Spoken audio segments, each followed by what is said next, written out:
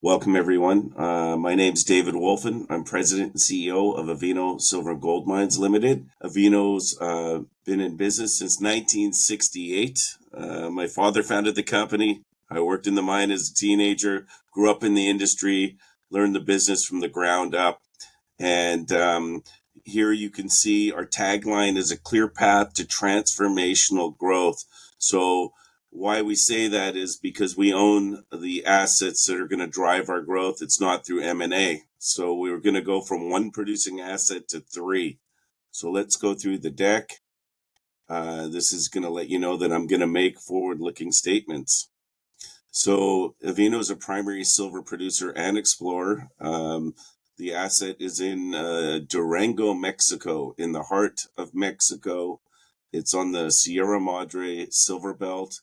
Several billion ounces of silver exist in this area. It's a mining-rich area, mining-rich community. Mining's in their DNA. They've been mining there for hundreds of years. Actually, Avino was discovered in 1558 by Captain Ibarra of Cortez's army, who claimed to have found a mountain of silver. And the importance of that is infrastructure. So after hundreds of years, we've got all a network of infrastructure surrounding the mine, which is unique because most mines are in remote areas. And we've got 20 to 30,000 people that live around the mine, and we're the number one employer there. So the project portfolio is made up of three assets. The producing Avino mine produced 2.6 million ounces of silver equivalent last year. We're on pace to do between 2.5 to 2.8 million this year, possibly higher, depending on how the development goes on our second asset, the La Preciosa asset. It's 19 kilometers away from the Avino operation. And so we recently announced we got the permits, and now we're preparing the underground for development. And we're going to haul the material 19 kilometers to the processing plant. So it's a low environmental footprint, which was looked upon favorably by the locals because they're farming and cattle ranching in that area. And so we're not going to disturb it very much. And the third asset is the Oxide Tailings project. And this is the leftover waste from when we mined in the 70s and 80s, and we had poor recovery rates because we were open pit mining back then, and it was oxide material, and oxide material doesn't recover well under conventional milling methods, and we have a conventional mill. But since the advent of heap leaching or leaching, you can reprocess it. So we did a pre-feasibility study and announced proven and probable reserves of 6.7 million tons, good grades. So that's our third asset that we want to bring online in 2028, 2029. So we've got a large silver equivalent resource base, 371 million ounces of silver. So a big deposit collectively. And there's not too many companies that have this amount of leverage to the metal. And it's NI 43101 compliant, which is Canadian reporting standards, the highest level of confidence in the world. 60% of that is pure silver. So these are the catalysts for growth, going from 1 to 3 producing assets. We want to get up in the mid-tier range. And so if you look at our peers like Endeavour Silver, they're trading north of $1 billion market cap, and we're about 200 million US now. Here you can see the production by project. So in 2025, you'll see, below 3 million ounces of silver equivalent. The dark blue represents the Avino mine. The lighter blue represents La Preciosa. And the lightest blue in 2028-29 is Oxide Tailings. So we'd like to get up near 8 million ounces by then, if not more. This is our goal. Production by metal. So this year, production revenue will be 49% derived from silver, 19% from gold, and 31% from copper. Not too many companies on this planet have 49% of their revenue in silver. So we're a very unique operation, and this is going to grow with La Preciosa and Oxide Tailings. Recent milestones. So as I mentioned earlier, we've got all the blessing from the community and got the permits in place. Now it's just getting everything ready on surface and doing the tunneling to the two veins we're going to target. So there's putting in water storage, power, the generator we've got there. There's fixing up some roads for haulage equipment. New jumbo arrived last week. Scoop tram's supposed to be there this week or next week. Brand new equipment coming from Caterpillar and Sandvik, which comes with training. So we're going to be trained. We are started training the locals. We plan to hire about 100 new people. So we have about 450 people that work for us at Avino. This will be 100 new people over the next 2 to 3 years. So we're training them up. And so they're very happy to have a good paying job in this region because there's no one else there other than cattle ranching and farming. So completed the Oxide Tailings pre-feasibility study and then ESR designation. So this is our third year. So this is you apply in Mexico, and there's an independent board of philanthropists that vote on whether you're an ethical company or not. And so we achieved this award. So we're quite proud of it. We've been trying to do all the right things. We built a dry stack tailing storage facility. So we went away from traditional tailing storage, which is very important, and helping the local communities. Our number one trading partner is Samsung. They buy all our concentrate, and we approached them a few years ago to see if they can contribute to our ESG budget, and they graciously gave us 150 Galaxy tablets and 25 televisions. So we went around in the local communities and gave them out at the schools. So people are happy with us. Next slide, financial highlights, revenue. So this is up until Q3. Q4 comes out in March. Revenue is 14.6 million. Record quarterly gross profit, 5.7 million. Mining cash flows before taxes, 6.7 million. Net income, 1.2 million. Adjusted earnings, 5 million. Operating cash flows of 4.1 million. Cash on hand was 7.8 million at the end of September. At the end of the year, we had 26 million. So Q4 was a big quarter for us. So get ready for that news in March. It's going to show that we're doing fantastic. Here you can see the revenues. If you just look to the far right, everything's positive. Revenues up 33%. Gross profit up 142%. Net income up 1,000%. Keep going down the line. Up, up, up, up. Free cash flow up 139%. And this is up until Q3.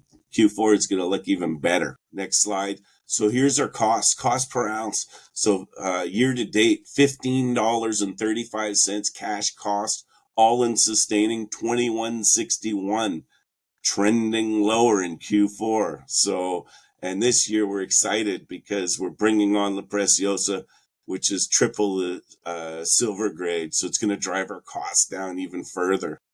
Here you can see cost per ton. $55.68 year to date cash costs, $78.46 year to date for an underground mine. This is unheard of, people. I mean, not a lot of underground companies can mine at under $100 US per ton. So it's a very unique deposit at Avino. We're long hole sub-level caving, which is a cheap form of mining. And so we're quite proud of our costs here. Moving on, you can see a graph here of the production, silver equivalent.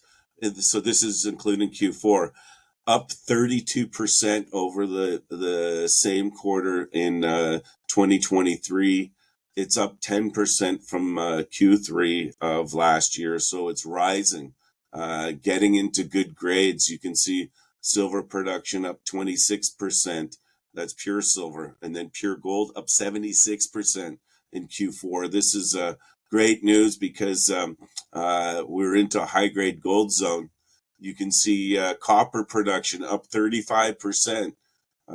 So this mine, after hundreds of years of mining on and off, is the gift that keeps giving. And full year, so here you can see full year. So production was up slightly, for silver equivalent, up 10%.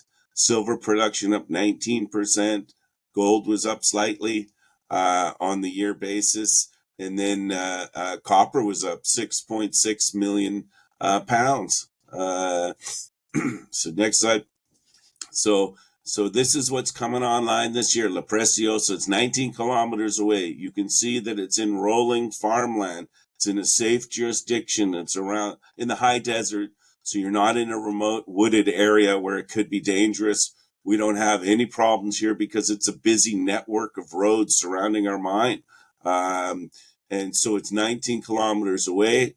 There's a network of roads, so we can haul it door to door.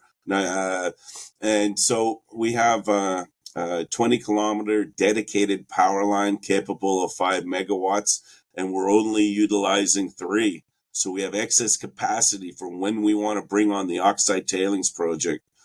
Paved roads, as I mentioned, high water supply. It's a farming community, so there's water there. We've got wells, we've got underground, and we're recirculating the water in the operation. We recycle about 80% of our water, so we're not consuming a lot of water. This is how the mill was configured, and bringing in the dry stack has helped us to recycle the water. 100% Mexican labor force. Because we've been there for 57 years, we've been able to train up everybody. We've got cousins and aunts and uncles and families that work for us for generations. So it's a real family type operation right up to me, where my father started the company.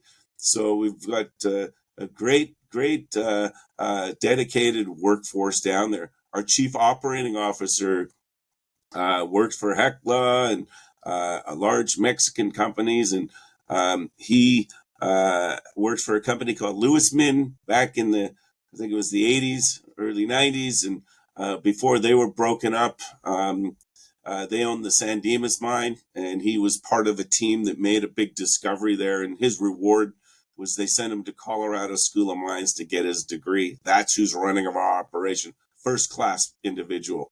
Here you can see La Preciosa, 1,500 drill holes, 90 million spent by Pan American Silver, Coeur Mining, and Orco. You can see it's been pin cushioned. It's all red, between 150 and 500 grams. That's all above our cutoff grades for profitability. Profitability, or our cutoff grade prior to the rally, was 120 grams. We're working on a new resource estimate. Will be coming out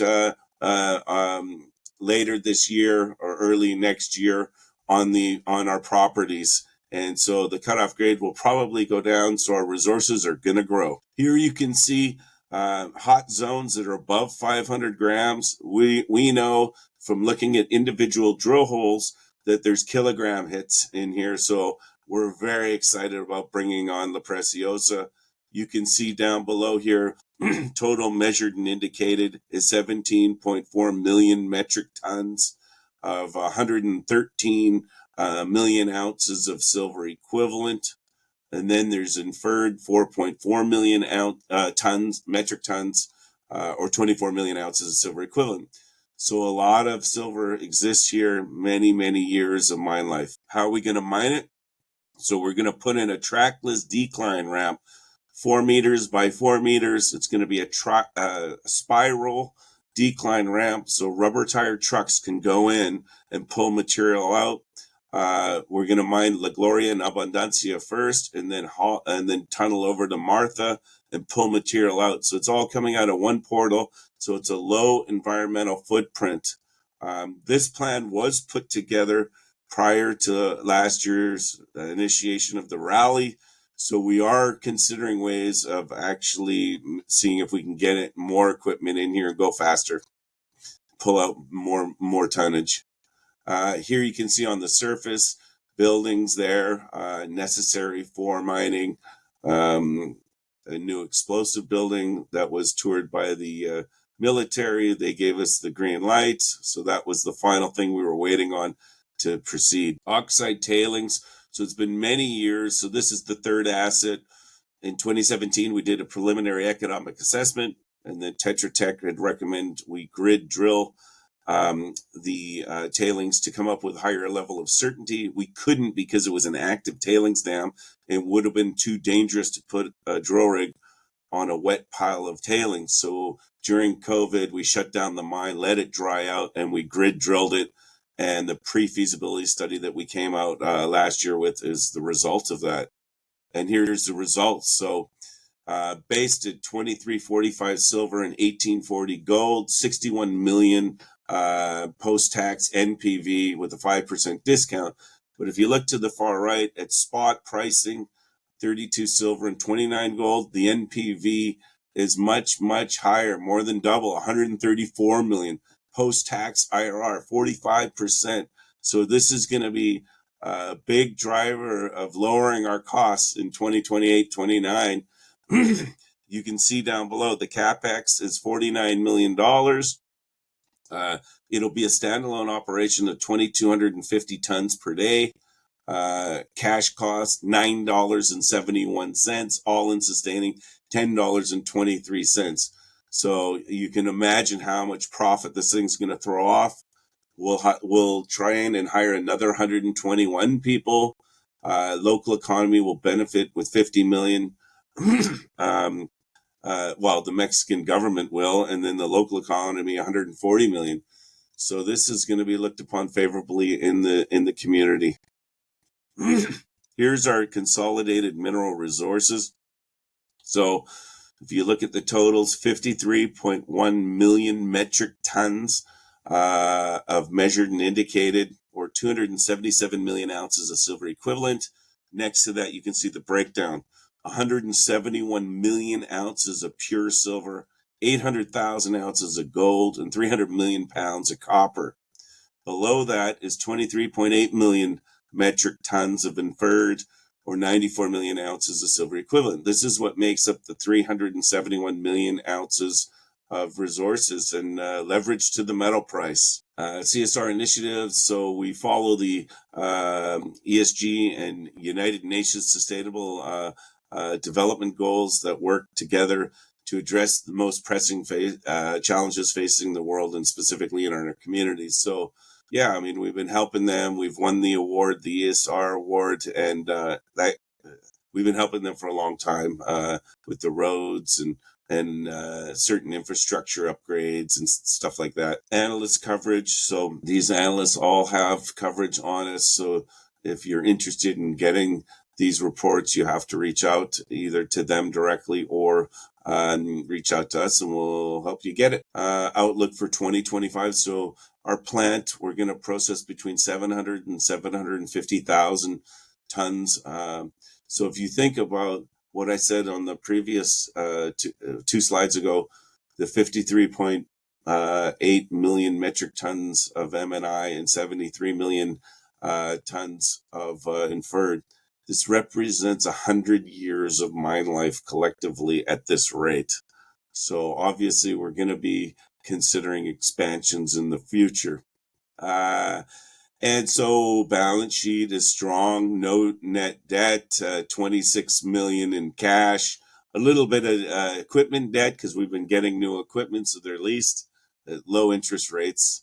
Capital growth, 6 to 8 million, 1 to 2 million for exploration, and sustaining capital, 6 to 8 million. So the total capital budget is 13 to 18 million. Trading and capitalization summary, 193 million US. I think we breached 200 million today US. 52-week range. We're trading up near the high, and hopefully going much higher. We felt that the price had been lagging because the whole world was waiting for La Preciosa to come online. So we announced the green light, so people are getting excited. And you can see it in the liquidity in our stock. On the NYSE American, we trade between 1.5 million to 2.5 million shares a day. It's liquid. You can get in and you can get out. Trades 10% of that in Canada on the Toronto Stock Exchange Big Board. Major shareholders, ETFs are picking us up now. Tidal had surpassed management. I'm currently the second largest shareholder of the company, so I have plenty of skin in the game. My remuneration is aligned with shareholders. And there's other institutions in there. 141 million shares outstanding. There's no warrants outstanding. So fully diluted, 152 million. And key takeaways, so a primary silver producer and explorer in Mexico with a clear path to transformational growth. We have one producing asset to three, we own them. So there's no unknown through M&A activity. It's clear what we got to do. And produce between 2.5 to 2.8 million ounces of silver equivalent from 700 to 750,000 tons this year. Cash on hand, 26 million, debt free. And certainty, building the certainty on the Oxide tailings. So this year we're working on community engagement. Next year will be the permitting, and then construction will begin in 2027. If we can go faster, we will, but we're trying to keep our costs in check and generate free cash flow to help fund all this, so we don't have to go to the market when we make a construction decision for Oxide tailings. We're hoping that we have the 50 million in the bank by that time. And so a lot of leverage to metal, 371 million ounces, high level of certainty, 43101 compliant. Longevity, 57 years in the business. We've been through many ups and downs. We've survived. There's been, well, when your father builds a company and you work for your father, there are times where you don't get paid anything. So if things get tough, you got to do what you got to do so the company survives. And that's how we've treated our company, and we've been around for 57 years. Undervalued on a PNAV to EV ounce per ratio. So we're gaining on our peers now. Now, since we announced the Preciosa, it just in the last few weeks, our PNAV is growing. So it was quite depressed because of the Preciosa waiting on that. So it's building our balance sheet. So we got a 5-year strategic plan to grow organically and achieve intermediate status with the team we have. So you got to be aware of other companies doing M&A. They got to build their middle management, and so that elevates costs. We've got a good cost structure, and we're going to try to maintain that as best we can. And so with that, I'll end the presentation and open it up for questions. Maybe you could just quickly introduce yourself and told you, how long have you been working for Avino? Quite a long time, on and off. As a teenager, I worked in the mine. Mind you, I didn't get paid. My father said I should pay him for the learning experience. But let's see, probably. And then I worked in the brokerage industry in the late 80s, and then in the 90s joined my father. He had several companies. He was a mining financier. So I worked in Nevada. We had a deposit there. We sold to Barrick and Newmont. It's part of the Cortez mine. And so our shareholders did very well. And a lot of them are in Avino now. And so, and then what happened was during the original tech bubble in 2000, metal prices dropped substantially. The mine closed in 2001. And a year and a half later, I approached my father and I said, we should buy the other half of the mine. We only own 49% up until that point, because foreign ownership were only allowed to go up to that until NAFTA came in the 90s. And so I was appointed president in the mid 2000s, negotiated to buy the other half of the mine out. And that happened in 2006. And so we raised a bunch of money, did a bunch of drilling, reassembled the team. Then the global financial crisis happened in 2008, but we had enough money to put the mine back into production. Took about a year and a half to refurbish the plant and commission it in 2010, 2011. And so mining for the last 10 years, and we've been through a few expansions since then. And now we're embarking on the largest expansion. in history. So before we talk about 2025, could you summarize last year for Avino? Summarize? Oh, well, 32% growth in production quarter over quarter for Q4, 10% growth for the year. Silver was up 76%, as we showed you in the slide. So it did well. The rally started in March, and so we got 2 quarters of the rallies, Q2 and Q3 out there. Q4 is coming out in March.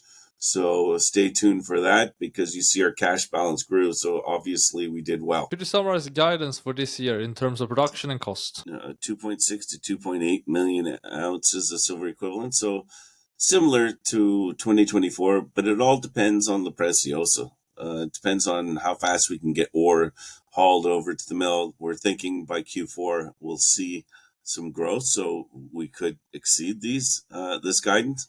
And our costs are around up to Q3 last year, $22 all in sustaining. But with Q4 and the cash, you can imagine that's come down because we're generating free cash flow. So we're probably be similar to Q4. So probably low 20s. And when La Preciosa comes on and we get economies of scale and higher grades, it could go below 20. So what's the split roughly for gold, silver, and copper in this year's guidance or production guidance? Well, it was in the slide. So 49% is silver, 19% gold, and the rest is copper. Hi Nathan, thank you for being here today. Thanks for having me. So Nathan, could you tell us about yourself and about your career? Sure. So my name's Nathan Harte. I'm the Chief Financial Officer at Avino. I've been in the position for about 6 years now. Previously, I worked with one of the big 4 financial services firms with mostly mining clients, where I did that for a number of years, traveling the world, had clients in Latin America, West Africa, all over North America.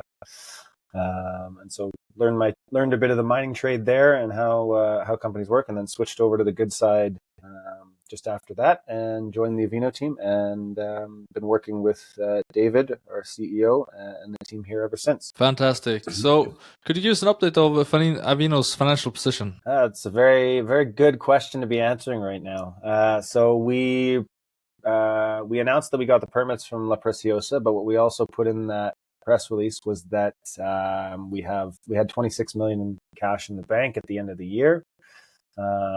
May end up coming in slightly higher when we release our results, but it'll be right around there. And that's held continuously for the last 45 days or so. So still a strong cash position. And working capital, is that very similar or does it differ? Should be about the same as cash. It'll be up from previous quarters for sure, obviously with the cash growth. But yeah, we're expecting to come in our year-end results around between 25 and 30 million.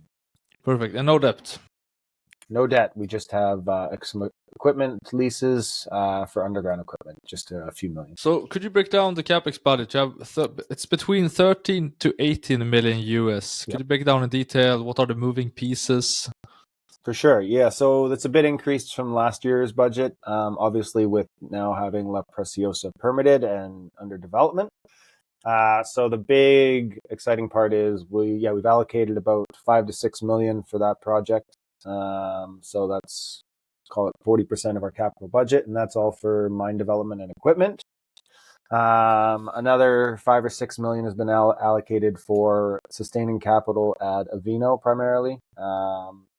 Just replacement and rebuilds of existing equipment and upgrading some procedures or processes in the mill.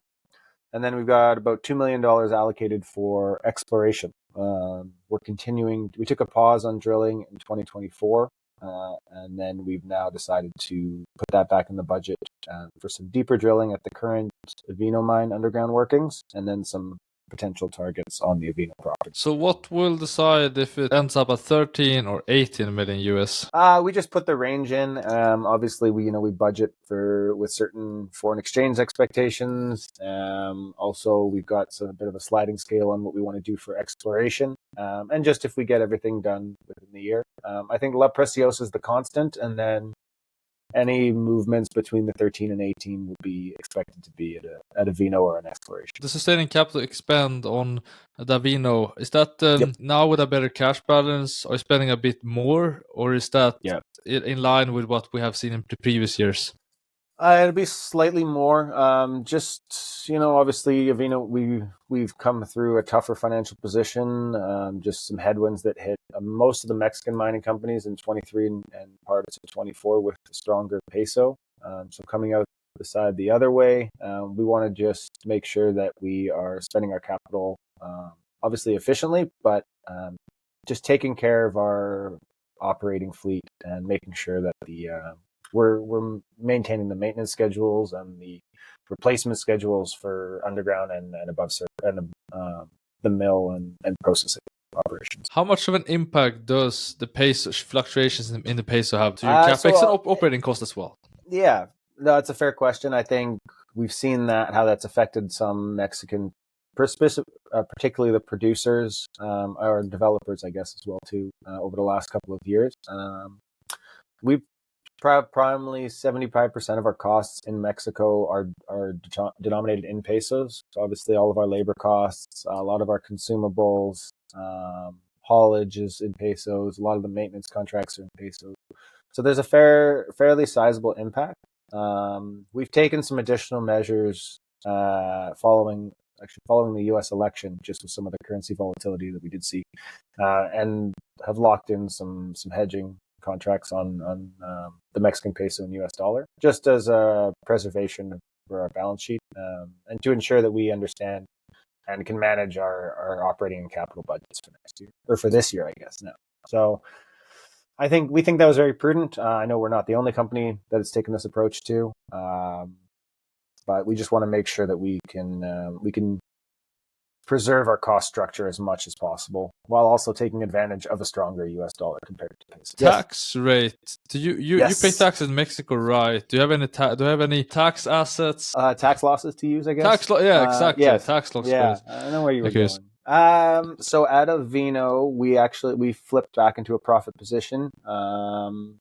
Obviously, with having some very solid financial results in 2024, as you can see by the cash growth.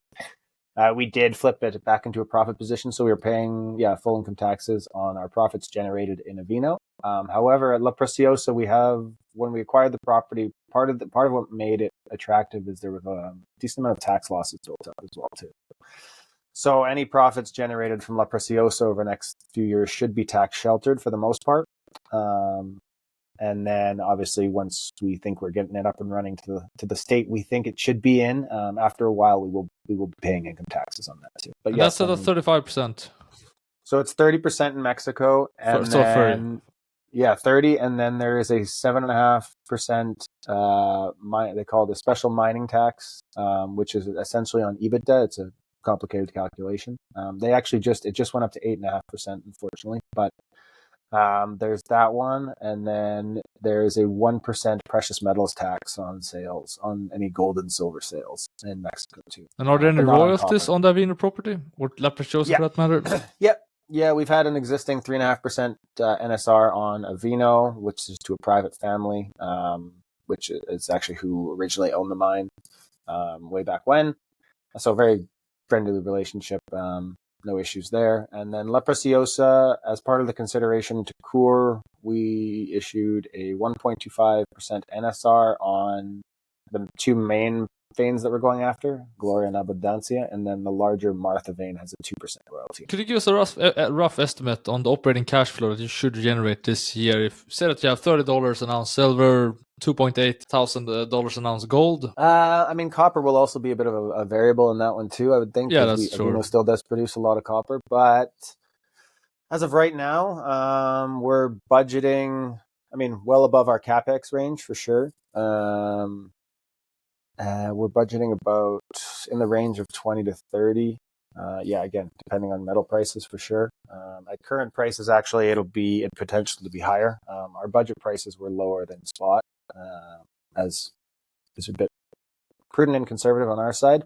But yeah, that's kind of the range we expect to be in. So more than enough to cover our Capex budget, and then obviously cover overhead and everything But having said that, we were surprised to the upside in 2024. Just some things that went our way. And so we've taken a conservative approach for our budgeting with room for positive surprise. Exploration. You're planning to spend 1 million to 2 million USD on exploration this year. You will first drill the Avino vein, or you will drill Yeah, just under we've the started Tolosa? drilling already. You started drilling. Pardon me? Have you started drilling? Yes, we've started drilling already. So how much are you going to drill to a minimum, and what do you hope to accomplish by drilling it? Well, we're drilling below level 17, which is the bottom developed portion of the mine at Avino, and we're following up the positive results we had in 2023, where we intersected 57 meters of 300 grams of silver equivalent. Within there was 3.5 meters of, I think 3 or 4 kilograms of silver. So, excuse me. We're following that up. We want to learn more and better define that zone and extend it. So we're gonna be stepping out downward below that area to see what we find. So we're excited about that. And then last year, because our cash position wasn't that high, we focused on carrying out the recommendations from the structural geologists we retained to interpret the previous year's drilling. And so they want us to drill up higher in the system and over near the fault. There's a structurally controlled fault there. And we never did a whole lot of work over there because our tailings storage facility is on the surface there. So we didn't want to mine and disturb that. But because we've built dry stack, it's not wet anymore. It's been drying out. We've got these wells and piezometers in there, and we monitor the water level. And so it's been drying out. So it's safer to do development work below it and alongside it. So those are areas that we're going to focus on. What does success look like at the Avino vein? Yeah, it's more of the same of, big intercepts. It's a stockwork system. We're going to update our resource estimate this year, and we'll be coming out with reserves the first time in company history, other than the Oxide tailings, but on the Avino vein, because it started in the 60s. And so there was no need to do a desktop study when you were doing actually, generating free cash flow. So now we qualify to do reserves. So that's 3 years of 30 million in revenues. So now you can do it. So that's what we're going to do. So we'll have reserves hopefully by the end of the year or early next year. So would you consider increasing the exploration budget beyond 2 million USD if you have success? Absolutely. So you have started underground development at La Preciosa. Could you summarize the development plan and give us a timeline? For sure. Yeah. I mean, that's what's exciting for the company right now. Getting that news in January was a fantastic way to kick off the year. So right now we are getting delivery of, I think actually today, of one other piece of underground equipment that should allow us to start blasting immediately. And then all the other infrastructure is in place. We've got water in place. We've got power in place. We've got a generator there. And the other ones, we have all the outbuildings are constructed. The explosives building has been constructed for a while because we got that permit as well too. So I think the plan is to start blasting by the end of the month, if not beginning of March. And then at that point, we believe we can first ore coming out of the mine and potentially making its way over to the mill, although I think we will stockpile for probably a month or so. Is Q3. Yeah, I would say Q3. We may not start running it till Q4, but the goal is to have the mill running and have the mine running at a decent rate in Q3. As you progress with development, what milestones should we keep an eye on or keep an eye on our radar, and to know that you're on track? Yeah, I think we'll provide updates as it comes. Probably, I don't know if we'll do separate press releases on, first blast or anything like that. I mean, we're a production company. We've done this before, so we don't need to put every little thing out there. But we'll provide pretty comprehensive updates probably as we go along. We'll have one on our earnings call, which is expected in mid-March, and then another one, I'm sure, in April and May as we continue to move forward. But the goal is to keep the market fairly informed, whether that's through press releases or information on our website and blasts out to our followers. And how much of the 700,000 to 750,000 tons should we expect from La Preciosa that will process this year? The goal is to get as high as 60,000 tons. So call it close to 10%. That would put us running at a 500 tons per day run rate at the end of the year. And then we'd like to continue that through to 2026. So that is the goal, is to try and hit 60,000 tons. Our conservative budget was 30,000, so I expect us to fall probably closer to 60. That's the goal right now. So how will production vary over the quarters? I mean, you have guided for 2.5 to 2.8 million ounces of silver equivalents. Yeah, so the Avino vein has these lenses with higher gold grade, which we've seen, and luckily, I mean, you saw our production in Q4. Our gold production was up 76%. So sometimes you're in it, and sometimes you're not. It's very tough to model exactly when it picks in. So when we do our production estimates, we actually don't assume that we'll be in the gold lens at all. So that's why we do get these small surprises to the upside that last a couple months. I would say any variation in our production will be dependent on that. Other than that, we do expect it to be fairly consistent, between 600 and 700,000 silver equivalent ounces a quarter. If we are processing more La Preciosa, say in Q3 or Q4, you might see it tick a bit higher. Obviously, the grade, while most of it will be development ore, the grade is still about 2 times higher than the Avino silver. Should Q4 be the strongest quarter then with La Preciosa ore that's high grade, or? I would assume yes. That would be the expectation, just because of our mix. We'd be running 2,000 tons a day of Avino, and then 500 tons a day, or 400 or 500 tons a day of La Preciosa material. And with that being higher grade, it'll depend on the grade at Avino. But I would expect that Q4 would be one of our stronger quarters. So then you have a small equity position in Silver Wolf Exploration, Endurance Gold, and also Talisker Resources. Yep. Could you give us an update on the work that they're doing, what your plans are for your shareholding in each company, and so on?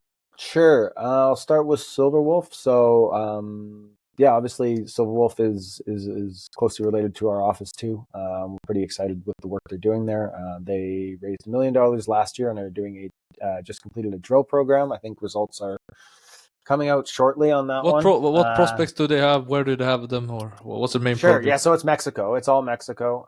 It's an option property from Avino that Avino has carried the costs on for a number of years, and so Silver Wolf, the idea was to spin it out and put it in another exploration vehicle, because Avino was getting no value for it. So now Silver Wolf's exploring it, grassroots, never been drilled, never been explored. There's a lot of similarities to it's called the Ohuela mine in Mexico, which is historically it's one of the highest producing mines in the history of Mexico, actually. Just some very, very high grade. So the target on Silver Wolf is something big, either like a CRD or skarn type system. So there's the Ana Maria project they're looking at from a carbonate replacement deposit type, CRD type deposit, and then the El Soldado is the other claims that were optioned, and those they're looking at, it's more of a skarn. So yeah, I think there's a press release that should be coming out shortly regarding the full details of the exploration program as well as the next steps. So we're waiting for that. Our plan is to hold and potentially maintain our ownership if there's opportunities as well. By the way, how large is the equity holdings in each company? Maybe we could frame that first as well. Sure. So Talisker is the largest for sure, on value alone. I think that one sits at around, well, they've actually moved up with some of the recent news. I think the value on that is about $1 million US. And that was acquired when we sold Braylorn in 2019. And then, I think the next highest, Endurance and Silver Wolf are pretty close. I think Silver Wolf is slightly higher. It just depends on some fluctuations. Yeah, I'd say Talisker is probably the most meaningful from a dollar perspective, but obviously the other two have quite high upside as well. So Endurance's plans, they actually just exercised their option at the end. There was a press release they put out at the end of December 2024. So that was their cutoff date. So they issued us an additional 900,000 shares and 750,000 warrants, which were priced, I think, about 25% above the market at the time. So I think they're trading at 14 or 15 cents Canadian. I think we have warrants at 17 cents for another 750,000 shares. But yeah, that's a property in BC, up near the Braylorn mine, up near where Talisker is operating. Just a project that we've had in our stable for a long time, and they had the adjoining claims. So again, Canada's and BC is not our focus anymore. So we figured putting it in their hands where they're already developing and exploring made the most sense, and we'll take the equity upside on that one. So that's, I think our holdings are now up to 1.5 million shares. And then 750,000 warrants. So it's worth about $200,000. And then last but not least, Talisker. So if some people have been following the Talisker story, they just announced yesterday that they are working on mine development, with a plan to process gold bearing material starting next month, or I think in April is the plan. They've been processing on a small scale and selling, but now they're going to scale up. I think their goal is getting up to 500 tons per day, but fairly high grade, so that should produce a meaningful amount. And then obviously, we're waiting for any more updates beyond that. We talked to them last month in Vancouver to get a fulsome update, and then obviously read the news release yesterday. And so we're waiting to see how they can, if they can achieve those targets that they have, and can develop and turn it into another gold producer, which is obviously good for the area and good for the share price, hopefully. So what are the plans with, and does it differ from each company, or your plans for your shareholding? Yeah, I think right now we still feel the huge disconnect between especially the gold and silver equities, and the actual prices and where the valuation should be of these companies. So we are in a hold pattern for sure.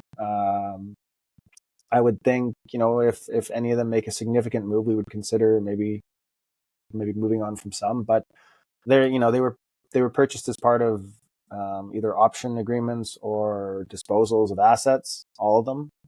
So we believed in the partner that we picked for all three of the assets we had. And that hasn't really changed. So I think as of now, the plan is to hold them, just for a better valuation. Avino has no working capital considerations it has to look at right now. So we'd rather take the chance with the upside. Would you consider also, maybe not this year, of course, but maybe in coming years, consider expanding the mill to increase production, say to 3,000 tons per day? Yeah, we've definitely would consider. We'd bring in an engineering firm to help us do an optimization study. We've already been considering that, but because there's targets to be drilled, we don't want to sell ourselves short and give an engineering firm information that's not complete. So we need to drill more to better define some of these zones. With Avino, it's amazing. After 57 years, it hasn't been fully explored, because in the 80s and 90s, we owned 49%, and our partners were a private family. They didn't spend much money on drilling because the Avino vein was big. They just had a year or two of mine life ahead of the mill, which was typical for a private company running an operation. They're not running a public company and trying to showcase how many ounces they have. So that's created opportunity. It's been underexplored and unexplored in certain areas of the Avino structure. You have previously been determined to completely focus on the Oxide Tailings project, La Preciosa, your Avino mine, your existing assets. So is that still your opinion, that the full focus is on that, and that you probably wouldn't do M&A, or could you see a scenario where you acquire something this year? No, there's no need to. We have assets to grow. That's the problem with juniors. They'll go and acquire too much, and then they can't do it. They spread themselves too thin. We're focused. We have a clear path, telling everybody. We do get project submissions. We look at them, and if something we think is fantastic, maybe we'll consider it. But at this moment, no, we're focused on, we don't need to. We can drive enough growth for our shareholders, to go from 200 million US to $1 billion. So we can already see that based on today's parameters. We don't know where metal prices are going to be in the next 5 years, and they seem to be trending up. So where do you envision silver and gold mines by the end of this year? Hard to say, but a lot of people are calling for silver to be around $35 an ounce, and with our costs, look at our margins are real good. So, it's hard to say. I mean, I'd like to see it much higher. So let's just leave it at that.